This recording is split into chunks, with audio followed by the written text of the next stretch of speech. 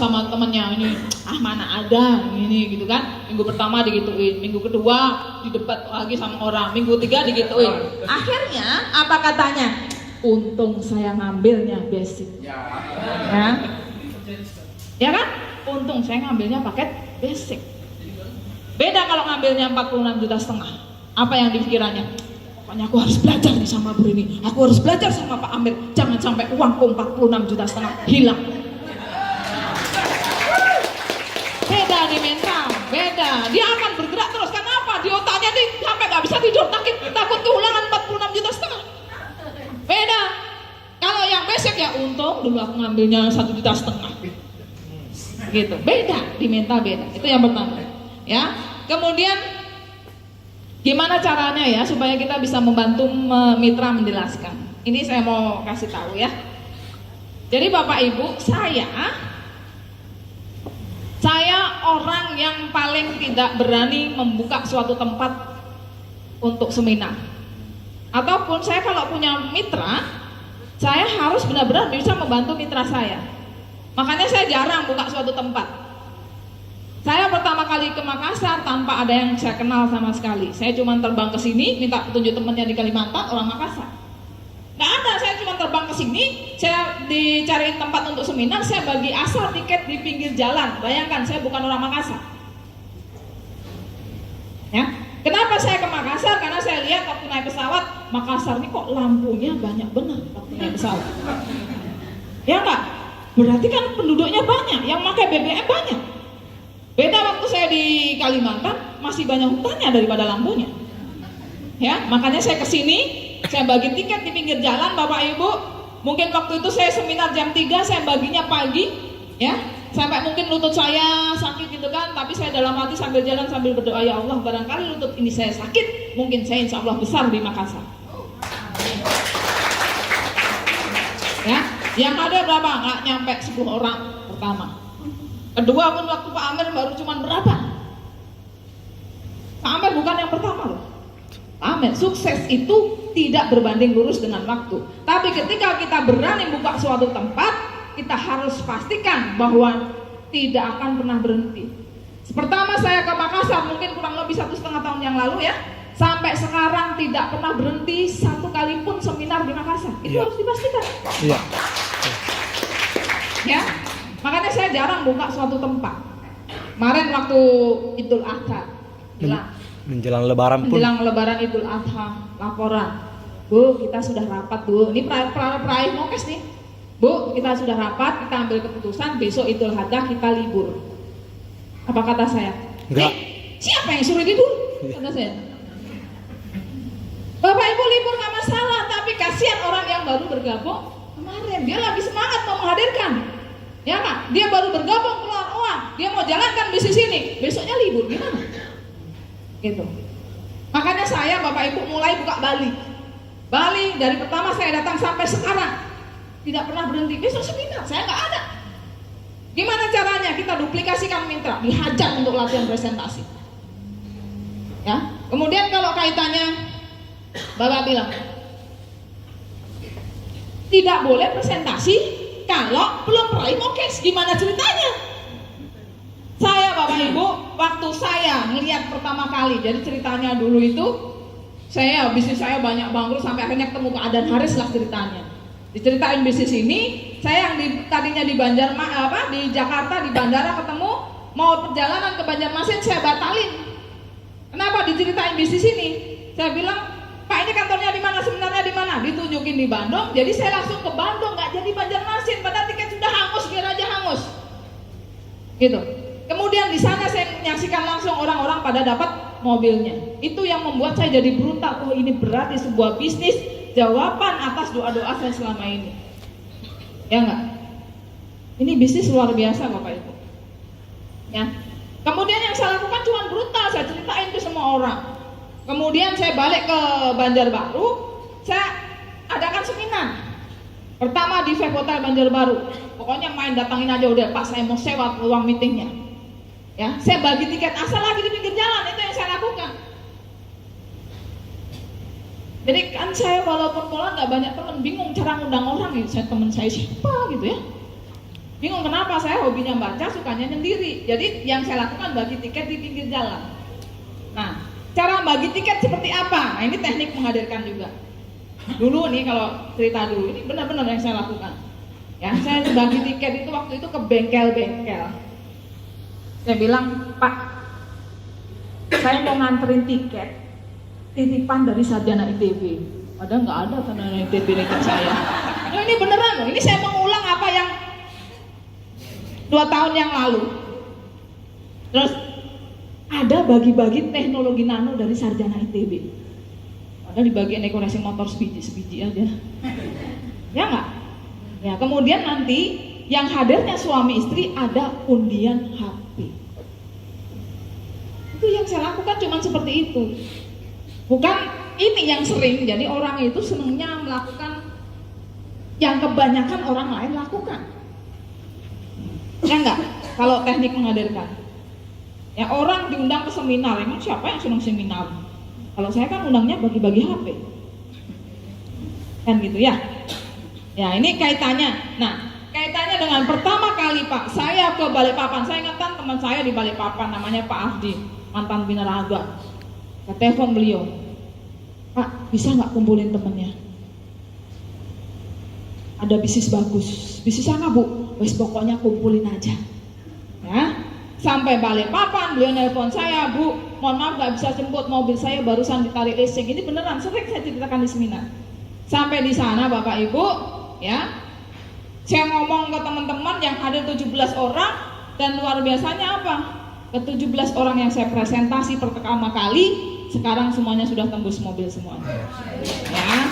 Dan sudah beberapa yang luxury 1 miliar. Nah ini, saya ketika ngomong di depan orang-orang itu, Pak, apakah saya sudah dapat mobil? Belum dapat apa-apa. 1 minggu saya jalankan bisnis ini, 1 minggu. Saya tahu terus langsung saya harus gimana nih, nggak banyak teman. Kepikirannya ya Pak Ardi Dewa di Balikpapan itu. Saya belum dapat apa-apa. Kalau dulu saya nggak brutal seperti itu, nggak mungkin sekarang dapat puluhan. Kalau semua orang bilang kalau sudah dapat mobil baru percaya diri, ya sampai kapan? Kan gitu, brutal saja. Ya itu yang saya lakukan. Terus harus pede, nyampein sesuatu tuh harus pede. Bapak Ibu kalau jalankan bisnis ini dapat mobil, kata saya, untung dapat beneran Pak. Loh beneran ini, orangnya ada semua. Dan luar biasanya Bapak Ibu, ke 17 orang yang pertama kali saya presentasi, alhamdulillah waktu itu nggak punya duit semua. Ini heran juga gitu ya. Sampai Pak Ardi saya tanya, Pak gimana Pak? Belum Bu, padahal semua yang 16 orang udah ngumpulin, tinggal Pak Ardinya sendiri belum dapat utangan waktu itu. Ini memang asli yang seperti itu. Bisa ketemu beliaunya nanti, ya, Pak Ardi Dewanya. Nah ini jadi caranya gitu Pak. Gak usah. Kemudian kalau dapat mitra tuh gak gampang-gampang. Dapat mitra diopeni, diurusin, terus dibiarin suruh pinter sendiri. Gimana caranya pinter sendiri? Terus punya mitra itu jangan cuma dikasih semangat. Ayo semangat, nggak tahu apa yang harus dilakukan. Semangat ya semangat.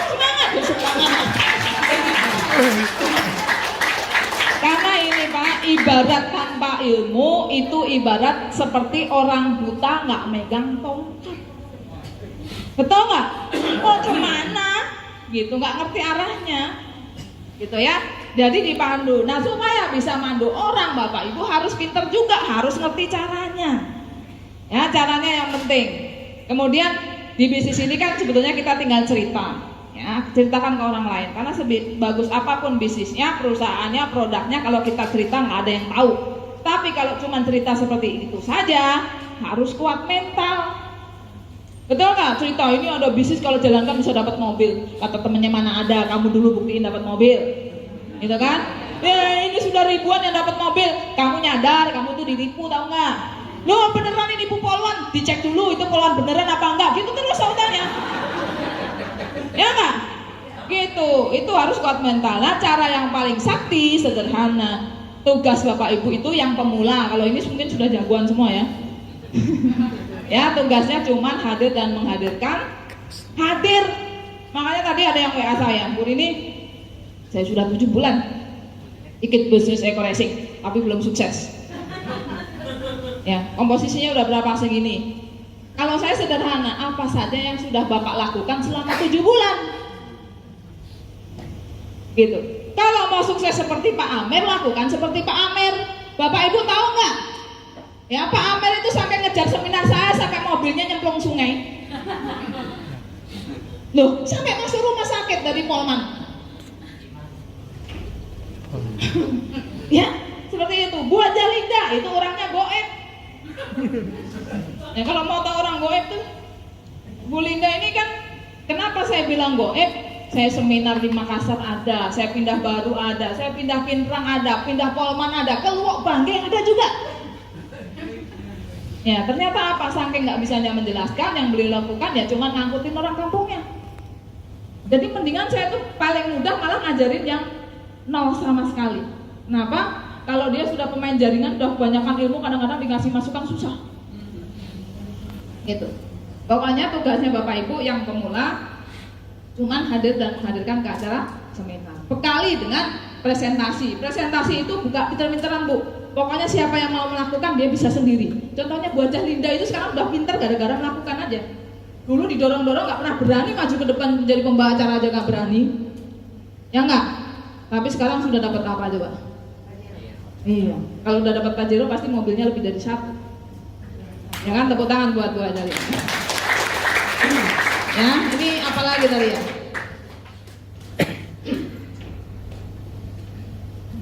Nah, bagaimana kita menyamakan mindset bahwa kita berada di perusahaan yang luar biasa, ya? Kalau saya di bisnis ini, Bapak Ibu, kalau Bapak Ibu sudah lumayan lama di bisnis ini, kekuatannya adalah kekuatan membina tim, kerja tim. Bapak Ibu jangan kerja sendiri, pinter-pinteran sendiri, nggak akan sukses. Apakah saya pinter, Bapak Ibu? Ya. Pintar. Ya, saya main laptop itu aslinya nggak juga, kan gitu ya. Cuman keahlian saya itu ngumpulin tim. Saya nggak bisa ini, berarti saya, oh ada siapa, ya kan? Makanya ada Mas Deko, biar pinter ini. Makanya saya kalau ngomel-ngomel kan, ini, saya itu banyak kekurangan, tapi saya pinter merangkai tim. Ya nggak? Iya. Bapak Ibu, orang hebat itu harus hebat sendiri, ya. Makanya kalau ngomongin bisnis, saya bisa bikin gedung, saya bisa bikin jembatan, saya bisa bikin crusher, bisa, saya bikin hotel, bisa. Caranya gimana? Tinggal nyuruh orang yang bisa. Loh, bener loh Pak, bisnis saya tuh miliaran, ya kan? Saya bikin bisnis, bikin crusher bisa AMP 4,5 miliar. Ya kan, saya pernah dapat kontrak beberapa kali. Caranya gimana? Ya udah yang bisa 5,5 juta, 3,5 M ya, kamu 1 M-nya buat saya, kan gitu. Tinggal nyuruh orang yang bisa. Ya, jadi kita ini tidak harus bisa sendiri, tapi bisa menyatukan tim. Ya, karena kita harus menyadari kalau kita hebat-hebatan sendiri nggak akan bisa. Kekuatan di bisnis jaringan adalah kekuatan menduplikasikan ke bawah. Makanya saya kalau di rumah saya di Kalimantan, seminggu sekali pasti ada kumpul-kumpul untuk latihan presentasi. Dan yang mau pasti sukses. Pokoknya justru kadang-kadang yang nggak bisa itu yang rajin datang dan akhirnya dia sukses. Ya, ternyata Bapak Ibu walaupun dia sudah punya basic sebagai guru tuh belum tentu juga. Gitu, di bisnis ini belum tentu juga. Yang mampu ngikutin, tinggal ngikutin aja cara-cara orang yang sukses. Ya, kemudian, nah, gimana sih supaya tim kita solid dan tidak mati? Nah, itu yang penting. Caranya bikin mitra kita menggila. Gimana supaya mitra kita menggila? Bikin mitra kita selalu gajian. Gimana supaya mitranya selalu gajian? Kita harus ngadakan seminar rutin. Gimana caranya seminar rutin bisa jalan? Harus banyak yang hadir. Gimana caranya banyak yang hadir? Harus punya kemampuan mengundang. Ya, karena di bisnis ini sebetulnya yang cepat pertumbuhannya harus yang pasti dia yang punya kemampuan menghadirkan paling banyak. Karena tugasnya cuma menghadirkan. Contohnya, ya saya punya mitra namanya Habib Zulfadli Asegaf. Dia cuma ngumpulin 2 kali. Saya bantu presentasi tembus mobil. Cuma 2 kali ngumpulin. Iya, Habib. ya. Kemudian ada yang 10 hari, cuman dia kumpulin grab, pokoknya pinter ngumpulin, dia pinter. Tapi harus selain keterampilan mengundang, presentasi itu sendiri dan follow up-nya. Follow up ini penting. Ya tadi udah masuk materi follow up ya? Udah paham ya? Udah paham? Nah, follow up itu saat itu juga, nggak usah nunggu besok wassalam. Kalau orang mau priority langsung hari itu, nggak usah besok lagi. Ya banyak virus. Oke? Ya. Apalagi udah selesai belum? Ada satu terakhir tuh. Yang terakhir. Polri TNI. Oh, TNI Polri ya. Siap. Jadi kalau saya Bapak Ibu, saya ini jarang presentasi polisi TNI itu jarang. Ya, karena gini. Kenapa awalnya? Karena kalau polisi, pertama alasan saya karena saya takut kalau polisi masuk grup saya ketahuan sering hilang 1 minggu. Mungkin dipikirnya orang kan, oh saya prospeknya cepat karena prospek polisi-polisi. Enggak, justru polisi-polisi itu terakhir-terakhir. Setelah melihat saya sukses, malah teman-teman saya polisi itu tahunya dari wilayah luar. Ya, jadi ada polisi-polisi dia lagi Dikjur, pendidikan kejuruan reserse. Ternyata apa? Di Pusdik sana pelajarannya jadi masuk ekoresik. Ini yang saya tahu. Jadi pas itu baru tahu. Ini ada polisi dari Kalimantan, Pak Rini gitu kan. Akhirnya menghubungi saya, gimana sih Mbak caranya, ajarin dong. Biasanya tahunya dari orang lain, karena saya kalau di kantor diam-diam aja Pak. Nggak pernah ngajak-ngajak, karena saya apa ya? Karena gini, polisi itu memang punya kelebihan, tapi nggak semua polisi itu kayak saya gitu ya. Ya, karena orang itu terbagi dua, ada yang satunya mentalnya pejuang, satunya mental pegawai. Biasanya polisi yang sukses karena dia mentalnya pejuang, bukan mental pegawai. Apapun itu, kalau dia mentalnya pegawai, jarang sukses, susah sukses. Karena dia tidak mengendalikan dirinya sendiri. Dia maunya cuma menurut sama atasannya. Kalau saya kan nggak bisa gitu ya. Karena apa? Kalau saya cuma itu waktunya habis kan gitu, tapi duitnya nggak ada. Bukan ngomongin nggak ada ya. Saya bersyukur sudah jadi anggota Polri ya. Maksud saya, mungkin saya kalau nggak jadi anggota Polri, mungkin dulu kerja di pabrik rokok, mungkin kan nggak tahu ya. Ya, tapi kan Bapak Ibu, kita ini banyak kebutuhan. Ya kalau kita nggak bisa pinter-pinter cari sampingan, ya kita kan pengen kehidupan kita nih ya bisa paling tidak sedekahnya bisa gede juga, ya kan? Bisa kalau dulu misalnya kita cuma bisa umroh sendiri, bisa ngumrohin orang lain kan seperti itu ya. Kita pengennya menjadi orang yang lebih baik, gitu ya. Apalagi? Ada satu pertanyaan juga yang terpenting dari Cilani tadi. Kalau ada yang ditawarkan terus dia mengatakan bahwa kendaraannya. Oke. Bapak Ibu, saya tidak pernah bermain-main di produk. Saya fokus di jaringan. Ya, tapi beda misalnya kalau saya di mana-mana tuh selalu alhamdulillah selalu closing gitu ya. Cara yang saya lakukan apa? Misalnya saya ke Bali, saya naik Grab, berarti saya main di produk dulu. Kenapa? Saya naik Grab, Pak, BBM-nya naik apa Pak? Pakai apa? Pakai premium. Udah pernah dengar eco-racing nggak? Apa Bu? Ini. Oh ini saya pas bawa nih, coba dulu. Baru saya kemudian mainnya ngirimin video-video kelas setelah omongan enak gitu ya. Biasanya saya mainnya bukan di produk. Karena apa? Saya tuh senangnya cepet gitu. Cepat. Senangnya orang tuh kalau saya lebih banyak fokus di bisnisnya. Tiap-tiap orang beda ya. Kalau di produk ya gitu. Sama kayak Pak Iqbal nih. Pak Iqbal ini awalnya, mungkin Pak Iqbal dikasih orang nggak pernah mau coba, betul nggak Pak Iqbal? Iya, sampai akhirnya menantunya sendiri. Pas BBM-nya full dimasukin. Setelah itu tahu kok jalurnya nggak bisa turun. Jadi untuk nyoba itu harus apa ya? Iya. Ya. Kemudian kalau ada orang bilang nih kemarin, saya pernah juga kemarin Pak ini Pak cobain dulu, saya naik Grab gitu kan. Tapi ternyata dia nggak mau masukin. Nggak Bu, saya nggak berani. Ini soalnya bukan mobil saya, mobil bos saya. Nggak apa-apa masukin aja, kalau rusak saya ganti mobilnya, saya bilang gitu. Kalau saya berani, kenapa? Karena saya yakin dengan produknya, Bapak Ibu. Bapak Ibu mobilnya tidak akan rusak dengan eco-racing, justru terawat. Kan gitu ya. Kalau saringan itu untuk di solar memang saringan harus itu, karena apa? Orang yang ahli mesin pasti tahu. Kenapa? Eco racing, terutama yang solar, dia itu ngikat kotoran. Ya kan, kotoran itu yang nanti akhirnya bisa nyumbat ke saringan. Ya, justru bagus karena kotorannya diikat. Gitu. Ya mungkin Pak Agrim itu yang ahli menjelaskan. Ya, tapi kasarannya seperti itu. Ya, kalau saya bukan main di itu. Kalau saya mamerin orang di bisnisnya, dapat mobilnya, dapat bonusnya. Tapi kalau saya orang misalnya ada yang nentang-nentang tuh saya nggak anu gitu loh. Saya orangnya anti debat gitu ya. Jadi Bapak Ibu caranya makanya jangan suka di prospek per person. Caranya adalah bawa ke seminar. Kalau sudah di seminar tuh rata-rata nggak ada yang nanya tuh produknya. Dia sudah tergiur dengan bonus mobilnya, betul nggak? Kalau kita prospek sendiri ya hasilnya kayak gitu. Ya kita bergulat di produk lah, segala macamnya lah gitu ya. Oke? Saya rasa itu ada yang belum terjawab? Cukup, semua sudah. Oke. Ya. Terima kasih. Oke. Tepuk tangan dulu dong buat Bunda KPRI, dahsyat luar biasa.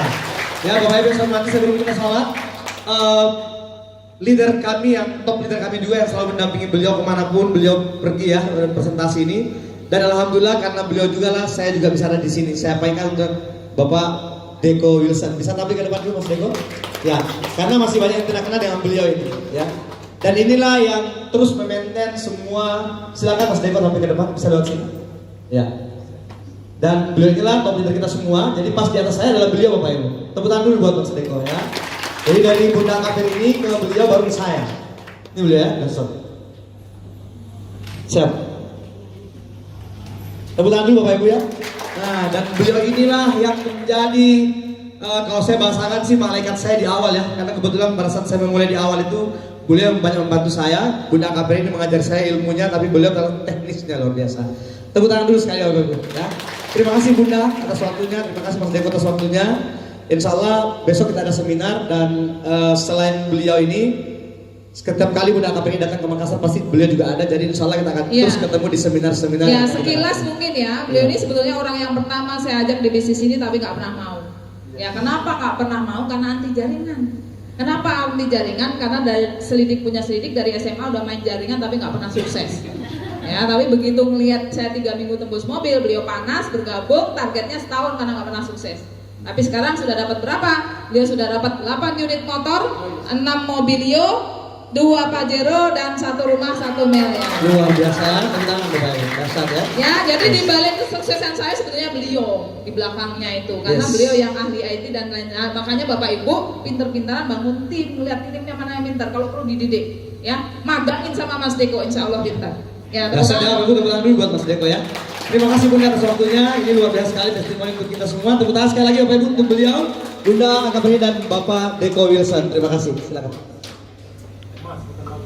Ya Mas Deko ya, Mas saya ini luar biasa. Oke, Bapak Ibu yang saya hormati, kita rehat sejenak untuk kopi break dan sholat asar. Ya saya juga.